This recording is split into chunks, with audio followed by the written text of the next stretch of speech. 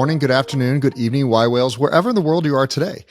So it is July 20th. We are midway through the summer, and we can definitely have felt the summer lull from essentially all the traveling and just the fact that like this is really, I would say, the first year where there's just COVID is gone. Like the travel restrictions are gone, everyone's moving around. And so it really feels good to kind of see the world getting back in place. Bitcoin has been kind of bouncing around at that 30,000 foot level. But there's a ton of amazing articles and a lot of movement going on, a lot of regulation we're going to talk today. And I'm excited to kind of get into that with our guests. But right now the global cryptocurrency landscape is just evolving so quickly. Regulatory shifts, technology advancements, and very strategic industry maneuvers. The U.S. Senate's move to regulate DeFi like traditional banks and the Federal Reserve's launch of FedNow are really highlighting the sector's growth and influence in response for traditional finance. With that, let me go ahead and start off with introducing our guests, as well as our co-hosts as well. So let me start off with Zemfira, and we'll go to Jessica and then Brad. Yes. Thanks, Jay. Hi, everyone. My name is Zemfira Khisaeva. I'm currently president of yWhales, working alongside Jay on anything Web3 focused. My background is management consulting and banking. I spent quite a few years at Scotiabank, which is the third largest bank in Canada, running their technology and enterprise strategy. So anything regulations related, banking related is very close to the heart. So very happy to contribute to today's conversation. Awesome. Jessica? Thanks, Jay. And nice to see both you and Zem. My background is technical. I'm a serial entrepreneur, multiple successful exits. Most recently, I founded a software as a service company, which we took public on Nasdaq. And now a few years later have announced our sale to a strategic. I also serve on the board of yWhales. I've been involved in investing and venture now for over a decade with board service in multiple countries, both public and private. And I'm also FINRA, US FINRA securities licensed. Fabulous. Really excited. Thank you so much, Jessica. And our guest of honor, Brad from EQIFi. Thank you, Jay. Brad Yasar, CEO of EQIFi. EQIFi is a neobank that is crypto and DeFi friendly. I've been an entrepreneur all my life. On my 15th company, had 2 exits and been actively investing in the technology space for 2 decades. Yeah, and so Brad, we're going to lean on you heavily because there's nothing about this space that you don't know of, haven't lived through, and as you we talked about before this, crypto winter is just another cycle that you have to live with because it goes up and down, and it's very it's not predictable, but it definitely is repeatable. Fabulous. So let's just start off. Let's jump into, Jessica, a little bit of your wheelhouse. The U.S. Senate bill wants to regulate DeFi like banks. I think that's a very interesting concept. Right now, the U.S. Senate is preparing a bill called the Crypto Asset National Security Enhancement Act of 2023. Rolls right off the tongue. It aims to impose a stringent anti-money laundering requirement on DeFi protocols, including identity verification, reporting suspicious activity, and blocking sanctioned individuals from using these protocols. Now, this is OFAC. This is every bank in the world has to adhere to some of these. What's your thoughts? And is this a good or bad for the industry? Well, I think it's important to note that generally bills that are introduced into either side of our Congress here in the U.S., we're unlikely to see it pass in its original form. So I think we should think of this more as a conversation opener and a stance on, hey, here are some ways we might think about doing it. And in particular, I just want to comment on Senator Gillibrand, who has been a little bit quietly, I would say, but becoming more and more of a advocate. And I see this really as her putting her stake in the sand and saying, hey, these technologies, these currencies, this is here to stay. And let's figure out how we can make this available to the American public. So I see it as overall very positive. I've spent time with Senator Gillibrand, and in general, she is very forward thinking and really works to understand new technologies and how to work with those in the U.S. framework. Amazing. Brad, this is what you do. You run an exchange, you run a bank, you absolutely, have been part of, launching so many of these online protocols. And I always want to say there's no anonymous in blockchain. There's no kind of guarantee that you can, have your anonymity, per se. So, do you feel like this is a positive for consumers to have regulation that gives us some rules to play by? I think any action that's not a lawsuit filed by SEC is positive in the United States, because so far all we've seen is misguided legal actions taken and no real conversation around a framework, a need for a framework. And we know there's a need for a framework. So I think it can be very positive. But I'm with Jessica. It's just a conversation starter. So in its current form, I think it's a little misunderstanding what DeFi is. If we break down DeFi, it's decentralized finance. So how are you gonna enforce OFAC and KYC AML in a truly decentralized setting? Like, for example, Uniswap is a well-known DeFi exchange. It's decentralized. They can always try to regulate Uniswap Labs. That is a company with people in it, and they handle the front end of the protocol. But anyone can plug into Uniswap's platform, not the front end, not uniswap.com or their website, but Uniswap protocol, and use it without any KYC AML because it's decentralized.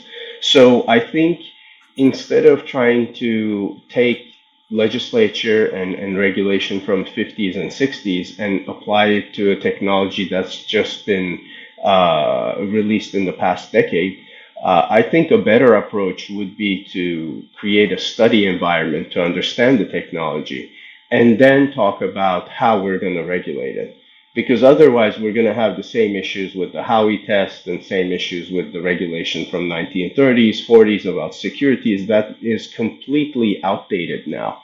I mean, the regulations of that time applied to paper stocks, paper money, and physical transactions. Today, nothing is, even fiat currency is all digitized. Everything is handled digitally. And then you add the complexion that's decentralized, where you don't have a central authority that can say, Jay, if you don't give your ID, you can't transact with this platform.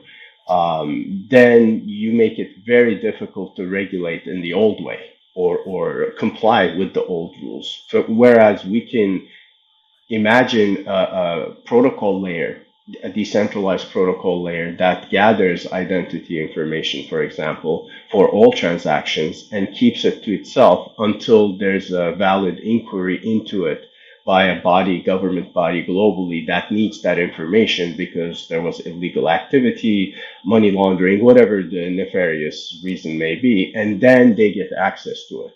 And that's something we can build. So there's a technology answer to how they're trying to regulate. And then there's the current approach where it's like, we're going to take the 50s, 60s, OFAC and, AML requirements and then try to apply it to a blockchain scenario where things move at split second. And how do you do that? How do you block people from not using a decentralized exchange? It's just not practical. Zem, and you can't speak for any of your past gigs, but you very much understand big banks. One of your former employers was about $1.3 trillion of assets just amongst themselves. What's the big banks feeling on DeFi besides threatened? Well, I think big banks just try to ignore it in the first place. I think that's kind of a given. But I wanted to add something to the regulatory aspects of KYC, AML, and all those important regulations. So ultimately, I think it's inevitable. I think it's inevitable that pretty much any platform or any solution out there will have to comply, or it will become just illegal. And it's just a matter of time when it becomes a reality. And yes, the platform will still exist. It's just like, the dark market still exists and it still happens, but that is ultimately not supported by, if it's not supported by the government, it's very likely that they're eventually just going to disappear. So that's just being part of the large bank. At some point, we kind of had this internal joke saying that if people think that banks are run by the management, they're wrong. Banks are run by the regulators. And it's just a question of the size when it becomes big enough so that you just cannot avoid that. Interesting. No, very and good perception. So let's jump over into kind of what our government, and again, a little U.S. focused for this morning or starting off. So the Federal Reserve is decided to launch FedNow. That is going to allow for instant, kind of payments. So right now, if you try to cash a check, ACH is technically 7 days. Really does clear in about 48 hours, but it's still relatively slow, especially compared to blockchain, and it is expensive. There are some costs to use. Jessica, I'm going to kind of bounce right back over to you. I mean, this is not blockchain technology. This is just digitized, CDBC money. So it's still utilizing the SWIFT system. But I'd love to hear kind of your thoughts around, is this even a positive move, or is this us, taking a sidestep and locking ourselves into legacy technology? Well, that's a good question. I think it's very much a move to try to protect the existing SWIFT system. So if we think about and we look at how payments work worldwide, the US SWIFT system has been woefully behind most of the world in terms of its ease of use and how quickly transactions complete during it and what you have to do to actually execute a transaction on it. And I see this very much as we better hurry up and actually launch this thing that we have been delaying because it wasn't to the benefit of the banks, and the government's been influenced by their large lobbying association. I see this very much as a move to, hey, there are a lot of new protocols that are evolving that are making settling nearly immediately and with much, much lower fees, and see this very much as a move to try to entrench and protect the SWIFT system, because as we all know, if it's not broken and it's basically working and there are no pain points, people will stay on legacy systems for far, far, far longer. And sadly, I think that we're going to see that very much be the case. I mean, there's still a majority of banks running on AS400s from the 1980s. And, like the databases that are so far outdated that they've got like one or two people that they employ simply to just make sure that they stay on, because if it ever powered down, they don't know how to turn them back on or reboot them. So there's a lot of real interesting things, there.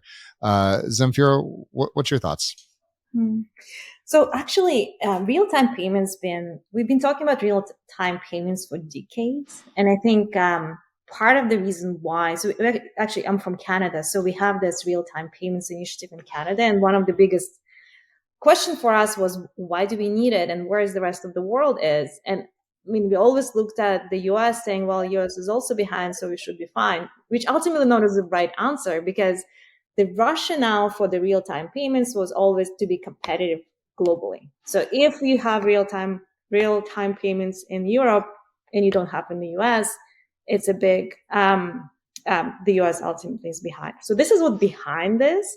It's really more about moving the payment innovation forward versus anything related to DeFi per se. Having said that, I see DeFi and real-time payments as two almost independent technologies that also the use case for both is relatively different as well. Brad, you run a bank, you deal with these.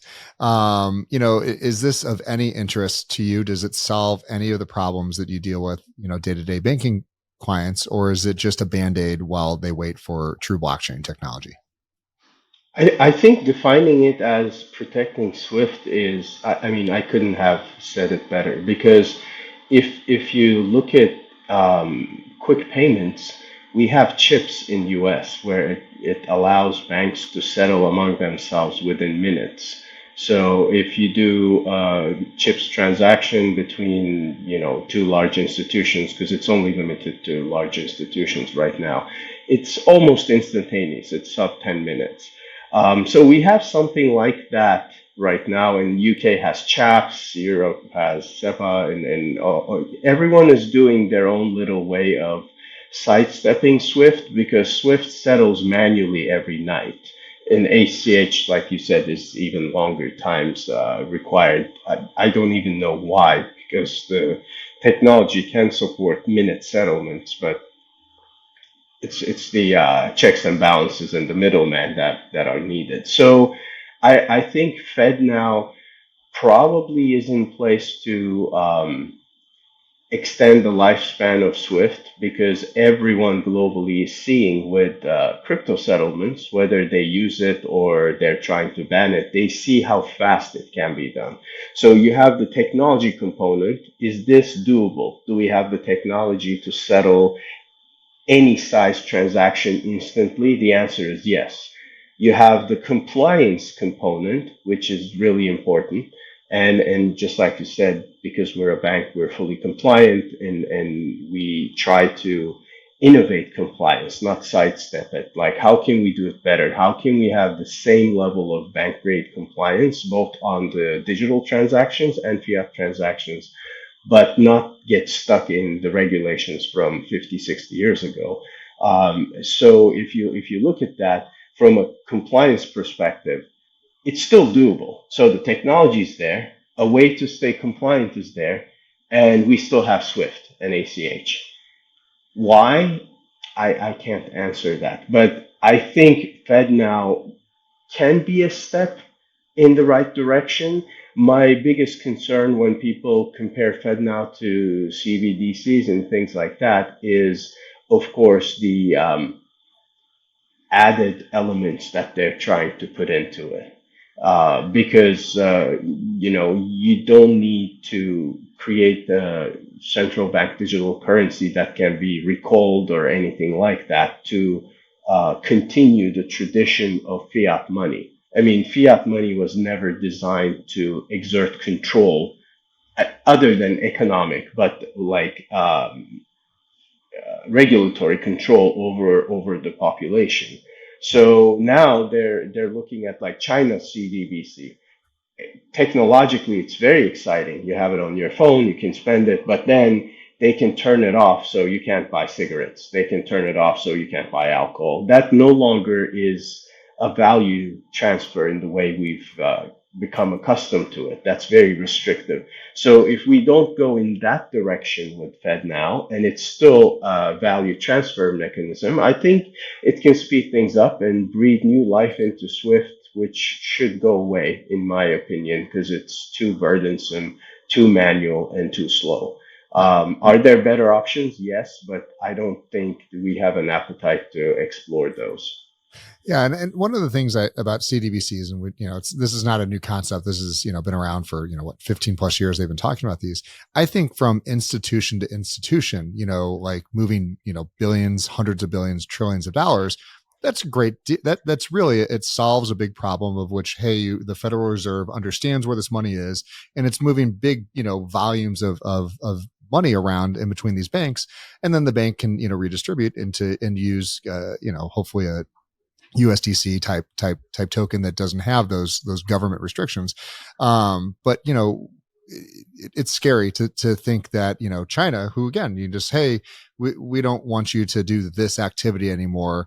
You're done. And we've seen them exert those kind of pressures on the credit card companies. Hey, we don't think that gun ranges should exist anymore. And then they just go to Visa and MasterCard and say, stop doing business with them or else. And then, you kind of see the precursor of where this is going. Jumping over to the Financial Stability Board, which I think is a very real and very important thing, meaning that they want us to have stability amongst our financials, a little bit less chaos. So the FSB, it's an international body that monitors the global financial system and has made some rules for cryptocurrencies, or I should say suggestions. They want to ensure that crypto-related activities are regulated properly to reduce risks and protect investors. very positive thing there as well. The FSB's framework includes recommendations on governance, disclosure, risk management, and cooperation between regulators. The FSB's final recommendation is based on the principle of same activity, same risk, same regulation. And it's really aimed that global stablecoins and crypto-related assets are regulated in proportion to their potential risks. Let's just jump right back over to you, Brad. Very positive. I cannot commend FSB more if I tried. I mean, looking at imaginary borders we drew on a map and saying this is my country and that's yours, so they need to be regulated differently, went out the door probably a couple decades ago when global trade and finance took over and created this economy now where if there's a tiny little problem somewhere in the world, it affects the whole world. I mean, we can look at Ukraine and how it's affecting food supplies globally. So we're no longer disconnected.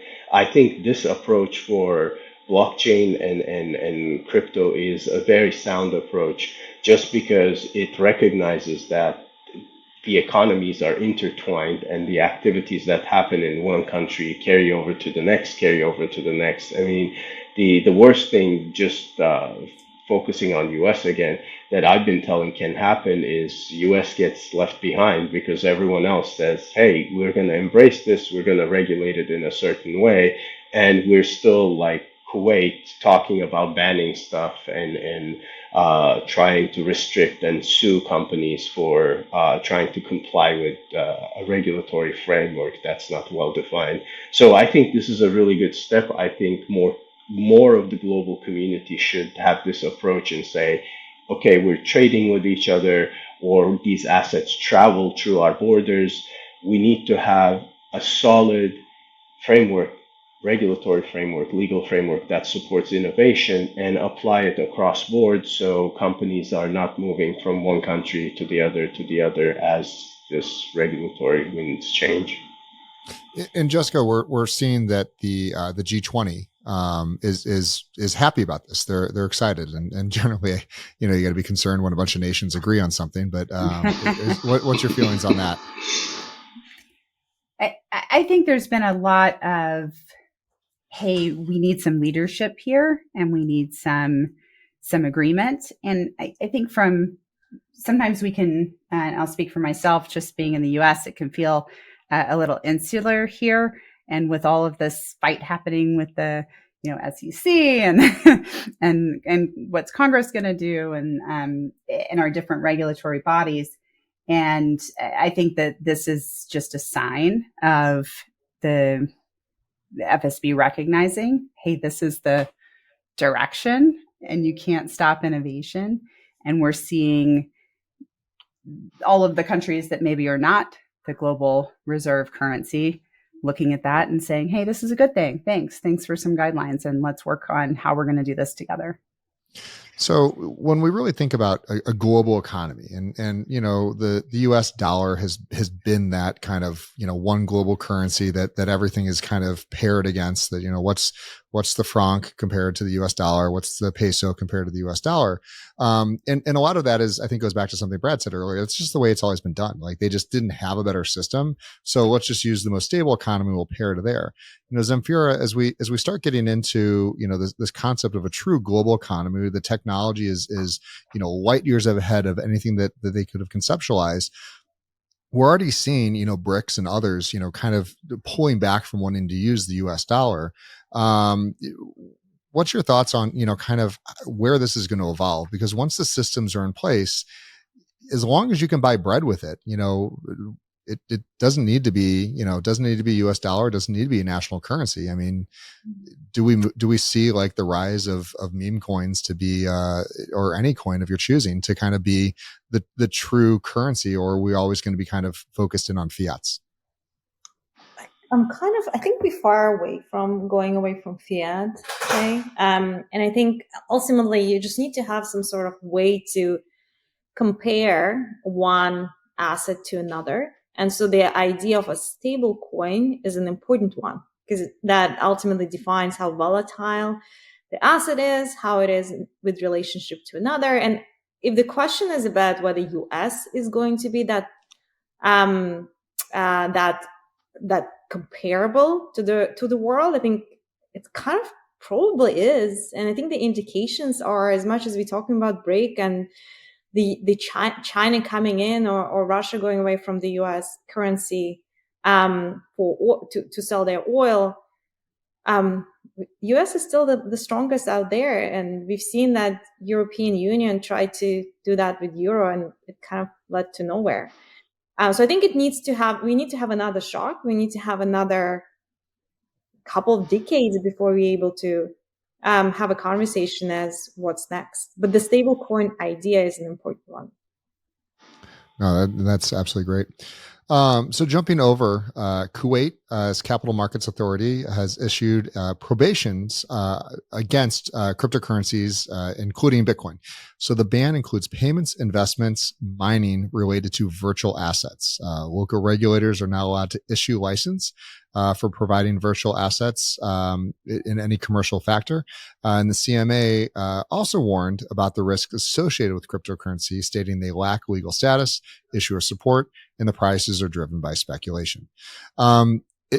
Is this, and we just talked about all the G20 really pushing in on like trying to define rules to play the game. Jessica, I'll go ahead and kick this one back off with you. Is this a case of the politicians not doing their homework on where the rest of the world is? Well, certainly. And I hate to pick on some of the Middle Eastern regions, but in general, this is a region of the world where we will sometimes see very large divergence in regulation and strategy from the rest of the world. And so in some ways, I don't think it's particularly surprising from Kuwait, but I would definitely juxtaposition this against the FSB and the G20, right? And against what we're seeing in Latin America, in this EU, Latin America, Caribbean, the joint declaration on a digital alliance. I think when we look at that giant swath of the world and all of the economies that represents, juxtaposed against Kuwait saying, hey, no, not here. Sadly, we're just going to see a few countries make these isolationist decisions, and eventually they'll have to revise their policy.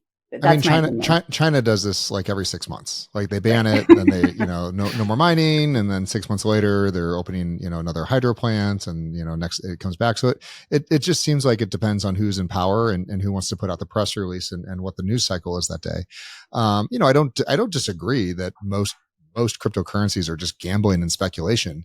But that has nothing to do with the technology behind why they exist. Beanie Babies are not a form of currency, but they really showcase the power of peer-to-peer, marketplaces that eBay was never going to get to BMWs if they couldn't get through, little $5 toys. And so I think that, the concepts that we really lose right off the bat is just, being able to explore, and it's fine to explore through regulation. Zem, you understand that, especially a country, when you're talking about a sovereign fund, they're not going to move unless they have clear directives of which they can do so. And it seems like in this case, we just got a press release of them saying no. I would say that it's interesting, and I would just kind of echo what Jessica's saying and maybe add a couple of things to it. A big part of this is cultural. So when you were to look at the countries that kind of go a bit YOLO and, just restrict any movements associated with certain technologies or certain securities, it's typically because they don't understand it. And culturally, when they don't understand it, it's very typical for them to ban it. So we've seen that in Russia, we've seen that in China, now we're seeing that in Middle East. Surprisingly, that doesn't happen in the Western world. And part of that is because culturally, it is much more perceptive to new technologies, and it's more democratic by nature. And as a result, it kind of goes and tries to understand it and then regulate it eventually versus ban it altogether. Interesting. One of the things, Jessica, you referenced is the EU, Latin America, and Caribbean joint declaration on a digital alliance. So what that is that all these countries have agreed to establish the EU LAC Digital Alliance. This informational framework aims to enhance cooperation and dialogue on various digital issuers, including digital policy, internet governance, data governance, infrastructure, connectivity, security, artificial intelligence, skills development, digital trade, and more. The alliance seeks to promote a human-centric, and I think that's a very important thing, that they're trying to protect humans, vision of a digital economy, address digital gaps, ensure privacy, data protection, and foster an inclusive and sustainable digital society. Brad, I think this is great. What do you think? I think this follows in the footstep of the other declaration from FSB. I think it's absolutely necessary and great. Obviously, the devil's is going to be in the details, how it's applied, how it takes shape. Because, putting out a press release and saying we're planning to do this is wonderful. It doesn't take much time, but then the amount of brain work that needs to go into it to create these standards and normalize them across borders, that's real work. That's where a lot of the governments that are well-meaning struggle, because they have opposition, they have very powerful entities with different agendas, whether it's in the EU or United States, and so then they have to deal with that. So I'm just going to be watching how the execution happens and how it takes shape. But overall, really positive. So when we talked to earlier in the show about kind of decentralization versus central authorities, and in this case, we have a bunch of centralized authorities wanting to interconnect each other. What's the, if you showed up and you were in charge of this, do you believe that this can become a decentralized agreement, or decentralized, that, there's one rule of the game and smart contracts run this, or is it going to be a bunch of committees that are constantly voting and shifting over this digital power? There's a way. I mean, can it become a DAO and govern itself automatically through a programmatic approach? Absolutely. That would be a dream of mine come true. But is there any appetite for that? Would these countries even want to consider that and give up their governmental bodies that are looking to govern this? I don't think that appetite is there, and I don't think it's gonna be a reality for at least a couple of decades, because we need a change of old guard before people who truly believe in the technology, in the opportunity, are empowered to make those decisions. Right now, wherever you look, people in power are not technology natives. They are often misinformed at best about the capabilities and the opportunities the technology represents. So they don't want to use it. I mean, we could be testing this in the United States right now, but we're not. And the only reason is because the average age of our parliament is over 65. So people are not interested. Yeah, it's hard to get innovation when people are in that phase of their life that they want to retain what they've built. They're not interested in kind of innovating or entrepreneurialism as much as they can.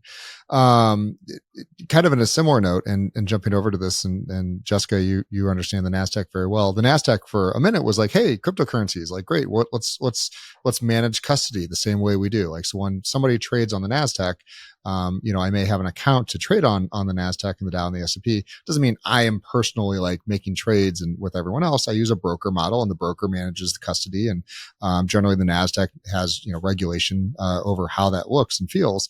And so for a minute, they raised their hand and said, "Cool, we're going to explore this and figure out how to move into digital asset trading," which is a massive technology increase, because right now there's a lot of IOUs that flow back and forth between these massive institutions, and settlement may not happen.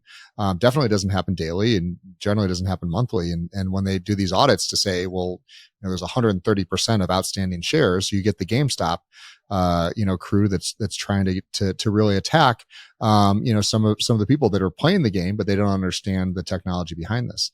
Is the Nasdaq, in your opinion, kind of just playing with the wind? Like, it was popular last year, so they made an announcement. This year it's down, so they're just kind of flowing with the wind back and forth? Or do you think that they have a sound reason to say no to this?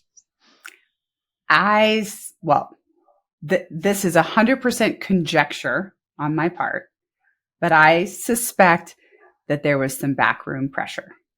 I suspect that some of NASDAQ's very large clients, and also they have regulation of their own from different US federal government bodies.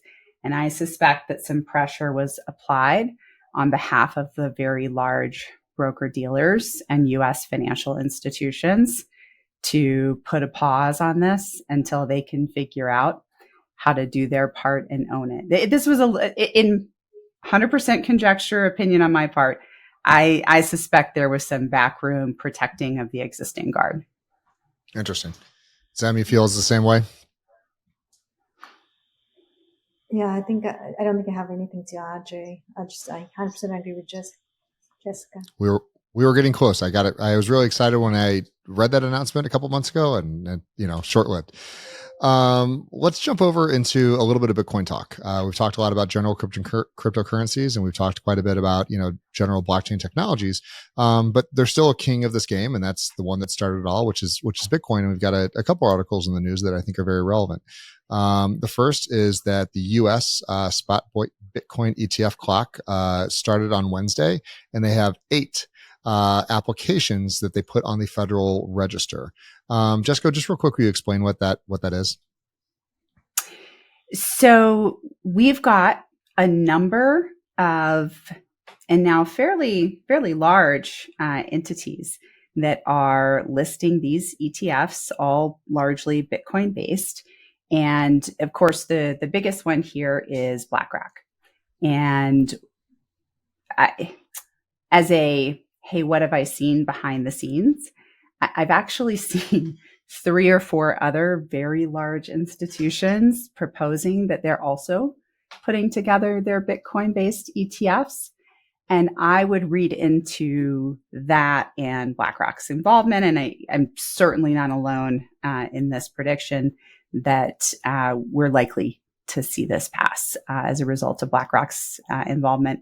And I would say, from what I've seen of these other very large institutions that have proposed them, that belief is that this is already de facto done. Brad, you've been preaching the Bitcoin for a long time. You've been around the space, and you've kind of seen a lot of other cryptocurrencies kind of come and go, and Bitcoin just continues to do its thing. Proof of work, no major changes. How is your feeling about spot ETFs compared to native custody, which is something like EQIFi offers? I think it's necessary, and it's a great step forward, because if you look at a lot of the stock markets globally, the most activity happens on spiders, on indexes, on baskets. A lot of people don't have the market understanding or the bandwidth or the time to educate themselves on individual investable assets and build a portfolio for themselves. So if you look at your retirement account, I'm sure you're going to have a lot of ETFs there, and they have certain guidelines. They have a prospectus. They say, okay, this is how we invest the monies we have, and then you trade those based on your risk tolerance. I think Bitcoin spot ETF, because there's a futures already for Bitcoin, it was long overdue, and to have BlackRock put it forward, where their success rate of creating new financial products, is almost 100%. I think they've done a total of 586 or so applications, and they've only missed one. Just one of them did not go through. So with their track record, it's obviously very positive for the industry, very positive for people trying to get Bitcoin exposure without learning the technology, without opening up wallets. I mean, I'm on the fence a little on this one, because we always say your keys, your wallet, you have to be responsible for those funds. When you give the keys to someone else, you have situations like Celsius and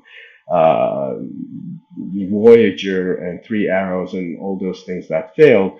But on the flip side, what percentage of the population can create wallets and go find Bitcoin and purchase it and safeguard that Bitcoin? I mean, if you look at how much Bitcoin is dormant or inaccessible, it's quite considerable. And these are all people at one time created a wallet, whether Bitcoin was $1 or $10,000, bought some Bitcoin or mined, and then lost their keys, lost access to their wallets, and now they don't have access to that. So I think to cater to those who are never going to self-custody and never going to be capable and comfortable with that, having the ETF ran by a behemoth like BlackRock that they trust and that's not going anywhere is a huge win for the industry. And it's going to expand the amount of exposure these assets gets drastically, both institutional and retail as a result of this newfound trust in it. And I love that. And right in the next article that we had, which is, the Japanese exchanges have experienced a significant increase in Bitcoin trade volume, rising almost 80% in the first half of this year. And they're attributing this to the yen's depreciation caused by their Federal Reserve's interest rate hikes. And so I find that to be just incredibly interesting to see, Japan, which is a very, financially stable country that is already early on in the game saying, hey, our dollar, our yen is being, depreciated. And instead of them going into any other asset, gold or silver, there's a massive increase in Bitcoin, which is always been the goal. It's supposed to be the digital gold. Zem, what's your feeling on this? Is this, and again, 80%, we don't know what volume, they haven't said what true volume it is. So it could be, from a tiny fraction to a tiny fraction, but I think it's a positive headline. Oh, absolutely, Jay. But I think we don't really know how much gold or other assets being bought. So we only see their trading volumes on Bitcoin. But ultimately, when there is a devaluation of a currency, it's really, people really try to invest in something that is stable. And then it's been gold for centuries. Now it is Bitcoin, which is the next gold. And ultimately, I feel that it's very positive and actually shows that in certain countries and certain jurisdictions, there's lots of demand that is still being untapped. I completely agree. And I think Bitcoin is still in its, first one or two chapters. We saw kind of that it exists, it does have use. And now we're trying to figure out how to really make it as stable. Because, they're saying, hey, we want to decrease the volatility of the yen. I don't ever really think of Bitcoin as a stable asset at this point. The goal is that it gets there, but we still have, a lot of cleanup that has to be done from the first decade of Bitcoin's existence, which is, hundreds of thousands of them, in government vaults, that recovered from theft, which we just saw happen. So I think that there's a lot to occur to get to more of a stable rise where we see Bitcoin like, hey, it went up 5% this year, 10% this year versus, these swings of, 2-3x that they can do in a couple months. Shifting over into kind of the next segment, the world of between traditional banking and decentralized banking is continuing to be blurred. And Brad is one of the reasons we're having you on here today is you guys have some big news with your latest NEOBank offering. And instead of me massacring it, you want to kind of talk through what you guys have been doing? Because I find it to be just one of the most interesting things, especially this week here in the world of Web3. Oh, thank you, Jay. So we started EQIFi journey 2 years ago, and the purpose of it was to create a single login portal that can cater to everyone's all financial needs. I mean, if you think about it, that's a very, very challenging and lofty goal because we're talking about investments, we're talking about banking, we're talking about cards, everything, anything that you may need to run your finances. We want to be the one-stop shop. So this is another step, milestone in the journey towards that. We launched the DeFi platform with 5 products. at our launch, then reduced it to 3 because the 2 that we thought would see some use were not being used as much. We started adding banking functionalities and banking rails. When people think about banking, they usually think about just their local currency and local bank. We are a global bank, so we deal with multiple fiat currencies, which requires different correspondence, interactions with different central bank authorities. So in our journey, we're still working towards getting to a point where we are the bank, and that doesn't close your accounts because you have crypto. We actually encourage it. We assist you with our OTC desk in buying those cryptocurrencies and selling them when you need. So we're looking at a comprehensive, holistic solution for everyone. And it's exciting because we're doing it fully licensed and regulated. So whenever there is a gray area, we go to our regulators, we go to regulators globally, we propose solutions so that, all the KYC AML is done with the utmost care. And then we get to a point where the products and services we're proposing are accepted, and we're allowed to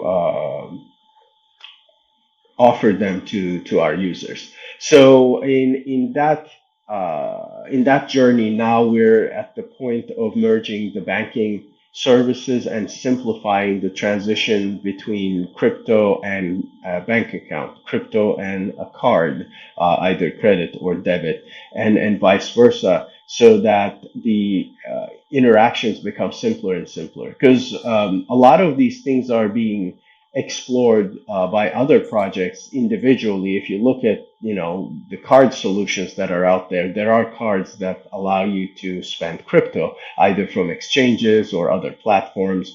There are banks that will allow you to custody or hardware wallet in their vaults and things like that, but they're not native. They're not simple to use. You have to ask for it. You have to learn how the blockchain works and be able to transfer crypto.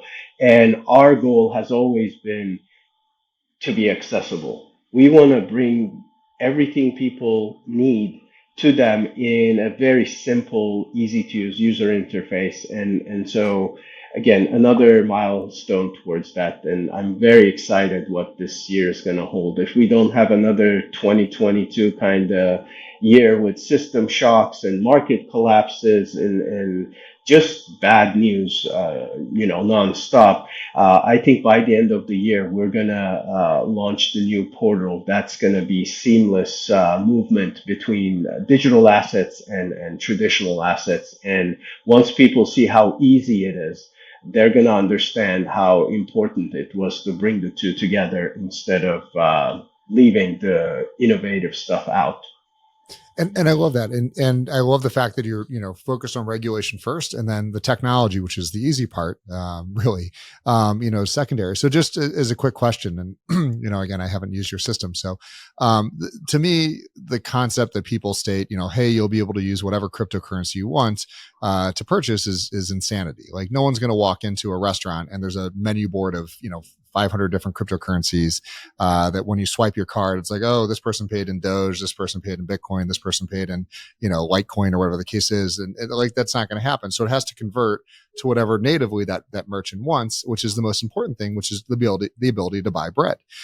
We've talked about this so many times. So right now, Coinbase, they can custody your coins for you. They can allow you to buy some NFTs, but you get the same problem. If digital in, digital out, those merchants don't want your NFTs and they don't want your crypto. So you're saying, I can have a Visa card, swipe it, and then I deal with the settlement the same way I would when I pay my credit card bill. No, we deal with it. So it's like a language localization. Think of it as localization. You decide whether you want to use your British pounds, Bitcoin, Ethereum, US dollars, or Canadian dollars. And then the merchant gets it in their local currency. So if you're in Thailand, they don't see Bitcoin, or they don't have to have a menu for 500 different currencies, like you said. It's localized to them. So you swipe your card, you pay for the bread, you pay for your food, you pay for your hotel, and then the local merchant gets the local currency, whatever they get paid in. You choose to spend what you spend. And we are in the middle with our simple but elegant technology making it happen. So it's a seamless. The reason why a lot of adoption for Bitcoin doesn't happen right now, although there are several evangelists that can show you you can buy a house, you can buy a car, you can buy anything with your Bitcoin right now, is because it's not seamless. You have to think about it. You have to plan for it. You have to go find a mortgage broker who's going to accept your Bitcoin as a collateral and give you the loan to buy your home or property in the country that accepts their fiat currency, of course, as legal tender. Because there are so many steps, a lot of people either don't understand or don't have the patience to figure it out. So you don't get adoption.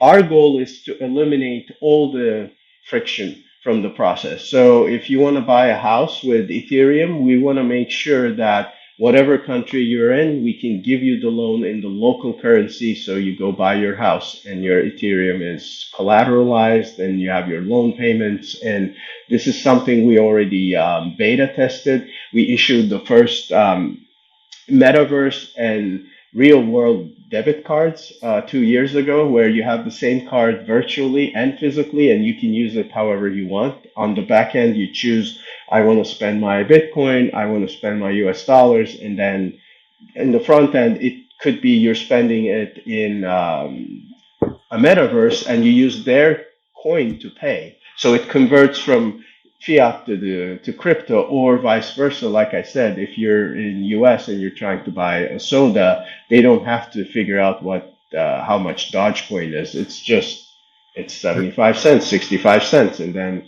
you spend your crypto. So you're saying no one wants to accept my Reddit moons? Reddit moons are doing quite well, actually. They're doing so great. I'm sure there would be people who would take your Reddit moons, but since they can't buy food with it, they're still gonna lean towards US dollars, probably. Awesome. Thank you for that, and congratulations. That's a Herculean lift, on the technology and the regulation to get that done. So excited to kind of follow along with that story. It's a lot of education, Jay. I mean, I spend probably 60% of my time educating our partners, our regulators, everyone we interact with, because the questions like the one you posed, where so are they going to have a menu with 500 currencies, comes more often than you would believe. Oh, I can imagine. That's exactly what we're trying to do here is educate everyone on what's right, wrong, and what's just kind of some FUD in the news. So as we kind of wrap up here towards the close, there's a couple items I just want to kick over to, and that has to do with a little bit of, you said it earlier, Metaverse, a little bit of AI, and some other things that are occurring. The EU does what the EU does best. They're going to lead, not based on technology, but they're going to lead on regulation. So the latest EU proposal estimates that the global market size for Metaverse developments will exceed 800 billion euros by the end of this decade, compared to an end of the year value of 27 billion for last year. It's a very large increase. And then McKinsey, Zem, you're one of your former stables, said on the State of the Metaverse an estimated value of $5 trillion by the end of this decade. So we're currently seeing, and I think metaverse is a term used massively incorrectly most times. I think that we're just talking about Web3 and immersive technologies as well.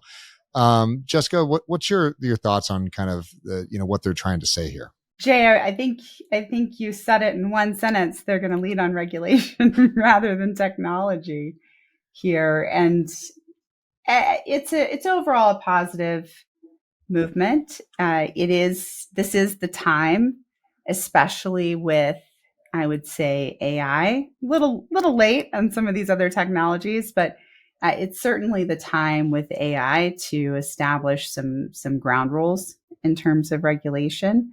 And overall, I think that's positive and beneficial, assuming that the committee and the groups, whomever they put together to do this, actually tap people who are informed and can describe how these technologies actually work, because there's a lot of fear right now. There's a lot of fear in what AI can and can't do. And it all fundamentally boils down to a layperson's not necessarily understanding the underlying technology and how it works. Zem, what's your feelings on this? You know, it's clear that AI is coming, and you know it's part of our everyday lives. But AI is not like this new thing that just occurred. Like it's been around for decades at this point. You know, Steve Jobs talked about AI being part of the first Macintosh back in the 80s. Oh, Jay, you're talking to someone who just spent 11 hours in an AI workshop where we spent about 6 hours doing deep fakes. So I can say that yes, it was indeed it indeed existed for decades, but the true revolution happened in the last 3 to 4 months. And so the reality is of what will become possible 6 months from now, we don't really know what that's going to look like. And if I were to couple that development with the immersive experiences of what Metaverse is all about, I 100% agree with McKinsey. It's going to be a gigantic market for anything related to immersive environment that is connected to artificial intelligence. And obviously Web3 is going to be part of it, but I think here it's really more about AI. And if I were to look at the article, actually, I think EU is being very smart. They are at the forefront of Web3 regulations. They are at the forefront of AI regulations. And now they just want to make sure that whatever comes out of it is also going to bring the best to the regular customers. So by eliminating any domination by the big five and ultimately the big tech coming in and just taking on the entire market share of what yet to come. Yeah, Brad, any thoughts on immersive technologies and AI from your world? I know you just said how busy you are, but this stuff is flowing into everything. AI is going to disintermediate as much, if not more, than blockchain did, because there are a lot of very repetitive and middleman jobs that don't require a lot of human brain power. They require methodical approach to problem solving, like customer service, sales, things like that. So I think if you put blockchain and AI together, you have a much more immersive metaverse that brings the whole thing together. Because when we're taken out of our reality, we want to be in an equally real environment, whether it's virtual, augmented, or what have you. And so far, the intelligence of the NPCs, non-human elements in those environments, has not been on par with our real life experiences.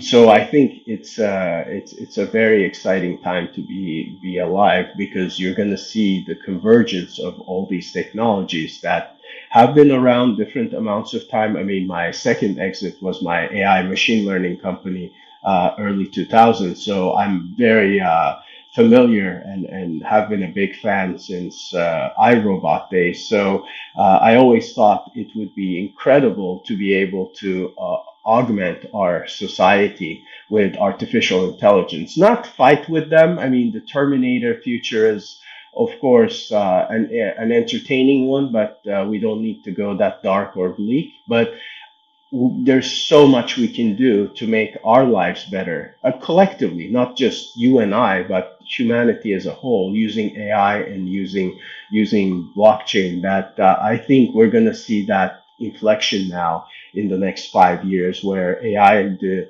new gen AI, as I've said, is going to start kicking in and becoming much more prevalent. And then with that, I expect a metaverse experience that's going to be seamless from our real lives relatively soon, in the next decade, where you don't know if it's virtual or if you're really experiencing it, and that's exciting for me. Now there could be a very bleak future if that technology and tools are used in ways that harm people, but I'm faithful in humanity that we're not gonna make that mistake, and T1000 is not gonna appear in a few years trying to exterminate us.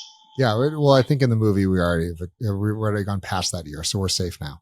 The last article I want to throw out is I think that kind of push against AI, and we're going back to regulators and politicians not understanding the technology and not having that education. So Senator Casey has introduced 2 new bills in the United States protecting workers from artificial intelligence in the workplace. No Robot Bosses Act prohibits employers from making employment decisions solely based on automated systems and requires human oversight. This is a challenge for me. Of course, I want to protect workers' rights. I think that humans are the reason why all these things exist. And I think what they're talking about is a fully automated system similar to what Amazon uses today that just grades employees and then just fires or promotes them based on internal metrics. And this is already happening today. And so there's a little bit of protection on this. I think it's a slippery slope because there's a lot of tools that we need and use that can really far enhance your fiduciary responsibilities if you're a CEO, to return value to your shareholders, to have a better work environment for your employees, and to sort these things out. And I always feel like, regulating this stuff so early. I mean, it's so new. ChatGPT is, kind of showcased that, as Zem said, just a few months ago. And to already be clamping down on some of these things before they happen, I just feel it's going to stifle a little bit of innovation. Zem, I'll kind of come back to you on this one because you just spent all day at a workshop. Well, I think there's definitely a lot of great things that will come out of AI, and that's always a lot of not so great things that's going to come out of AI. And being proactive at addressing some of these concerns early on is pretty important. So I'll say that this is actually great news. And honestly, this is probably one of the first of many, many to come that from the regulatory aspect of what can and cannot be done using AI in a day-to-day world. That's amazing. Let's go around the horn one last time. We'll kind of bring this thing to a close. Brad, any kind of thoughts on overall the status of Web3 and everything else today? You feel positive about the direction everything's going?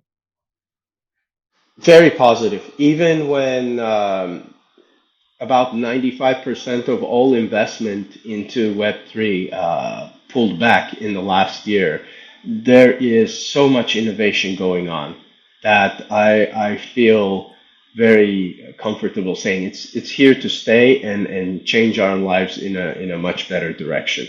Obviously, if the environment was a little more positive from an investment perspective, that would speed things up. But a lot of attention has switched to AI, which is, again, great because I believe they go hand in hand. One pushes the other to be more effective, better integrated, and vice versa. So I think there's going to be some very impactful businesses that are going to be either launched or created in the next 5 to 10 years, and exciting time to be alive. I love that. And I agree with you. I've always said that blockchain is designed for computers. Humans are just kind of, we're stuck in the middle of it right now. So I love that. Jessica, any thoughts? Are we moving on an uptrend as far as innovation and everything else right now?